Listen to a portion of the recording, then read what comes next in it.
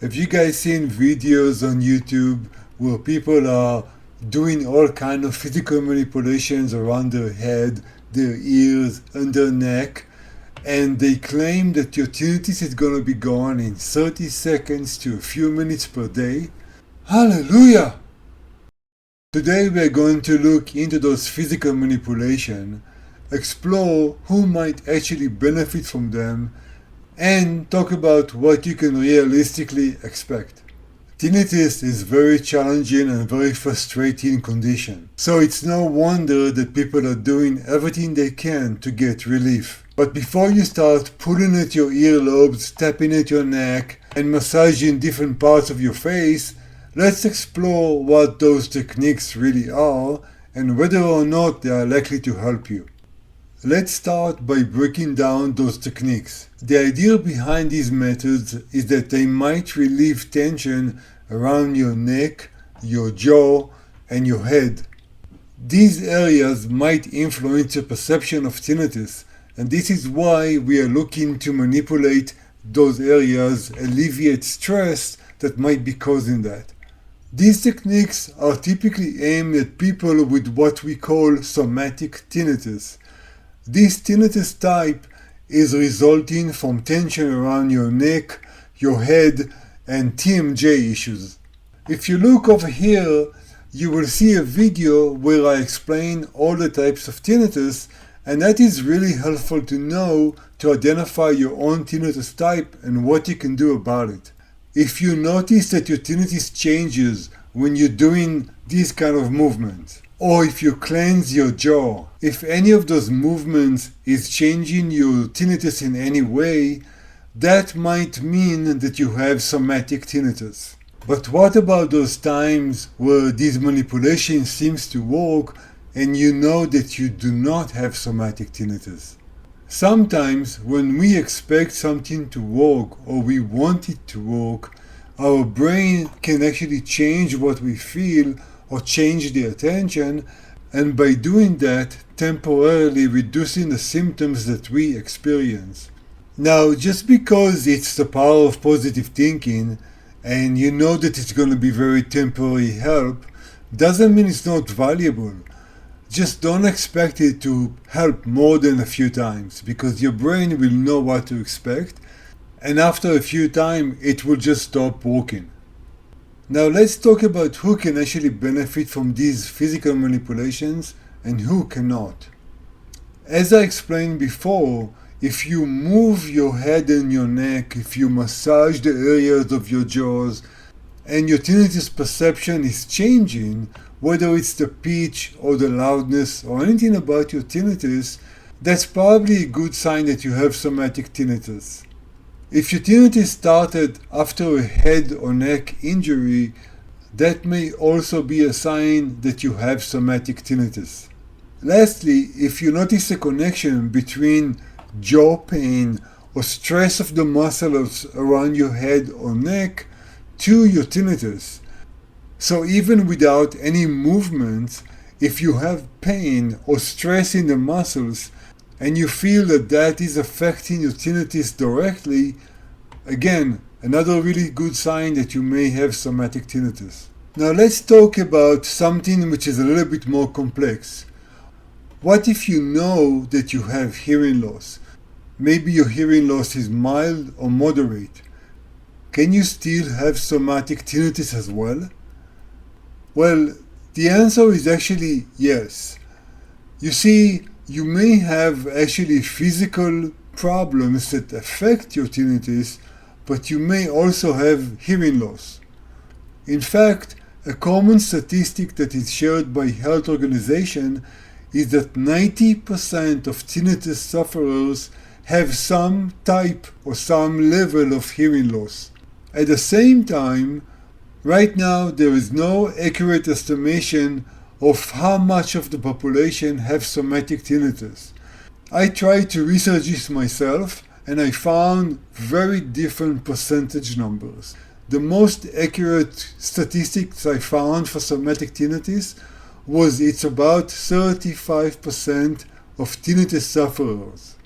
So you might be thinking, If 35% of tinnitus sufferers also have somatic tinnitus, and at the same time 90% of tinnitus sufferers have hearing loss, there must be some of this population which is the same people.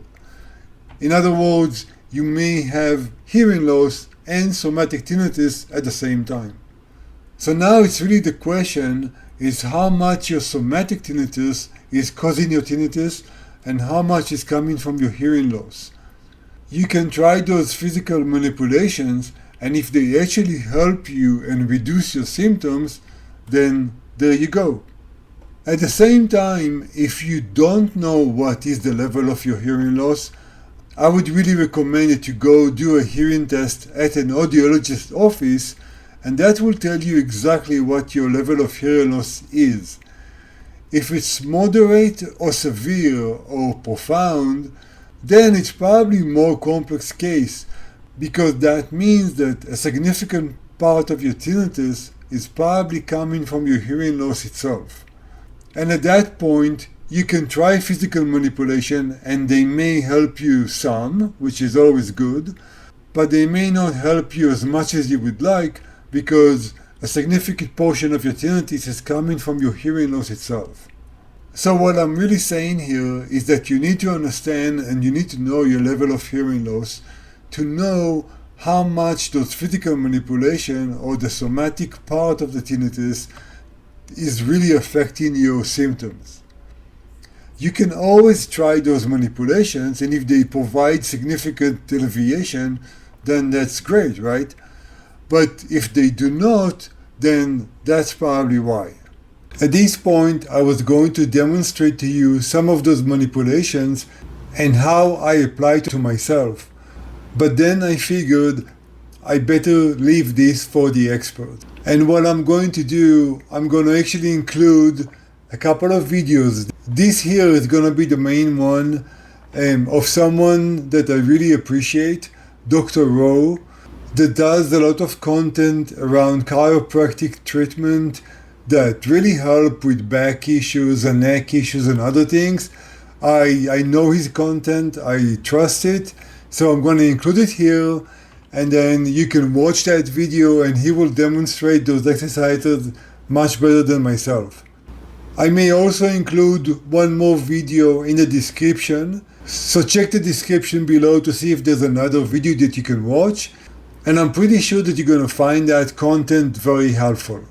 Just remember that most of these exercises are aiming at reducing pressure that is building up around the jaw area, the neck, the head. That is really the main thing that they are doing. They are taking stress that you may have built up and releasing it, or preventing that stress from building up in the first place. There's one exercise that you will see with tapping on the back of your head, and that one is supposed to stimulate the nerve ending that goes between your brain and your ears. I don't know the effectivity of this one. Some people claim that it's really helpful, while other people say it does nothing to them. So I'm going to leave the demonstration to the experts, and I'll see you in the next section. In the end, the best approach for tinnitus management is one that is informed and personalized to you. Physical manipulation may help to some people, but that's probably people that have somatic tinnitus. It's important to be realistic about what these techniques can achieve, even for people with somatic tinnitus. The alleviation is not going to last forever. You will need to repeat those techniques again and again. If you're struggling with tinnitus, I would really recommend that you first identify the type of tinnitus that you have. The video that I referred to before will help you identify that type. By doing that, you will then identify what can help you and how to manage your specific type of tinnitus. Also, if you tried multiple things and you're still struggling with tinnitus, check the video over here that will show you how to use AI, cognitive behavioral therapy, and will actually help you understand your symptoms as well. If none of those things are helpful for you and you're still struggling with tinnitus, or maybe you need more personalized approach, you can also consider working with a tinnitus coach like myself to find the strategy that will work best for you. Check my website that is showing up somewhere here right now, and on there's a simple form that you can use to contact me and send me a request for a free counseling where we can talk about your situation, your symptoms, and find the best strategy. Lastly, if you like this video and you like this kind of information, do me a small favor and like and subscribe to the channel. And use the playlist on the channel. This is just one of them, but we have many playlists about different topics. So much information on this channel, guys. Use all of it and enjoy it. And always feel free to send me questions either directly or in the comments below. And we can continue communicating from there. I'll see you in the next video.